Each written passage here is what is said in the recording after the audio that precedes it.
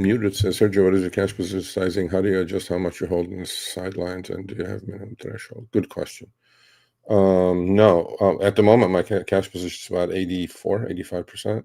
I only have 3 positions on. I closed one with a loss today. I have 2 intermediate positions, 1 long-term position, and in my trading, that's my trading account. If you're asking me my investment account, I have 4 stocks in there. I'm going to add another one. I bought Google during the April crash. I got lucky, and I didn't buy. I wanted to buy Google even before then. I paid like 150, 152 for it, so that's done really well. Still holding. I bought Unity Software about 21, sold it with a double. I didn't want to sell it for tax reasons, but then actually doubles I'm going to take. I was in Nike again, got lucky. Nike has been a dead stock for 5 years, 6 years, 8 years. I don't know what. I got lucky. I thought, okay, enough bleeding. I paid 53 for it, sold it in the 70 range, and I switched it to Lulu. That's number 3, and I have Kava. So I have those 4 stocks. Kava, I'm about even. So on my trading account, also on my investment account, I'm about probably 60% invested. Still hold 40% cash. I always hold investment trading account. Cash position varies widely. Like I could be all in for like a few days and then just trim, right? Scale in, scale out. At the moment, that's my position in my investment account. In my trading account, I think I'm about 86% cash after what I did today, right about 86%. And but that varies wildly. But my rule of thumb is in my trading account, again, it's a 6-figure account. It's not a small. I mean, it's small to some people, but not for me. I'm having fun with it. I allocate maximum. Depends on the setup. If it's a weak setup, probably 5%. I don't use margin. I played that game before, and don't do it. Look what happened last Friday to all these 50x fart coin buyers. I'm like, what the fuck is going on in this world? And then they complain on Twitter. Oh, I lost everything. Good. I just said it. Good. Oh, I'm 30. I lost $1 million. Good. You have 30 more years to make it back. Because if you go 30x, 40x, 20x on some garbage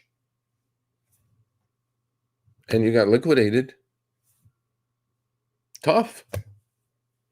Who told you to go 30x on Fartcoin? That went from 60 cents to a nickel in a matter of an hour, and you got liquidated. I have zero remorse. Zero. Okay. And to me, it's like, buyer beware, man. But that's what this market creates. This market creates fantasies. Fartcoin or Pepe or some other shit. I'm like, what are these things? Are they even worth the paper they're printed on? What's the tool? What are we doing here? Right? It's gambling. So that's my cash position at the moment on my trading, but it could change. It changes daily. It could go down to 50%. But my 2 rules of thumb is depends on my setup. If I have a really great setup, like we had a great setup on NUGT, we got out early, but that was a great one. Then I allocate maybe 15%. Now, 15% on a 6-figure account, and I mostly do derivatives through options. I don't do the underlying. That's a lot. You can put on like a really, really amazing synthetic on or leverage position on. Obviously, there's downside, but then if you have a great setup that's a breakout or whatever, that's the chopsticks part of me. But if it coincides with the thesis, so the way I look at it is I have a thesis. I don't create it. I do create a thesis, but the thesis is based on facts. So the facts have been gold is going to go higher, and NUGT, which is the ETF of gold miners, is going to go higher. Okay. How do I participate? Okay, I'll put on a synthetic. I sell puts, I buy calls, or I sell put credit spreads. I buy call debit spreads with that money. So turbocharge it, the upside. So there's many ways I structure trades, right? So I create the thesis. Okay, they're printing money. All asset classes are going to go higher. Okay, cool. Gold is going to go higher. Okay, what do I do? Once I have the thesis and it's based on what I've understood, I structure the trade. Then I make sure the allocation is correct. And then once the allocation is correct, then it's up to market gods. What happens after that? I can't, I mean, probabilities are with me, but sometimes not.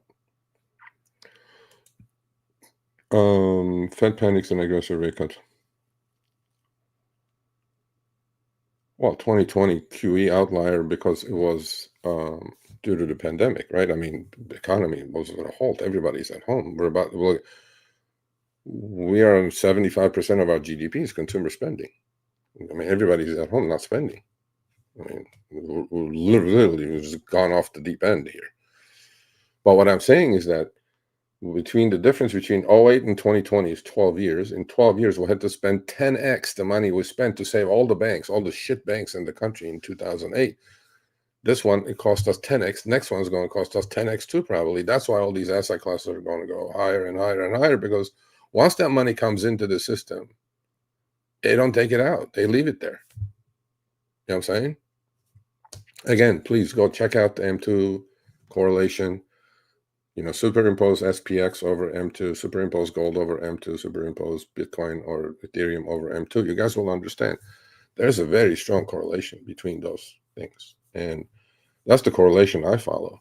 Because when the M2 starts going down, that means the Fed is taking money out of circulation. And that's what happened in 2020, when the inflation got out of control, 2021, 2022. We started raising rates from 0 to 5% real quick. That was a real quick interest. What happened to markets? Ate it, right? That was as grinding as a bear market as you can see.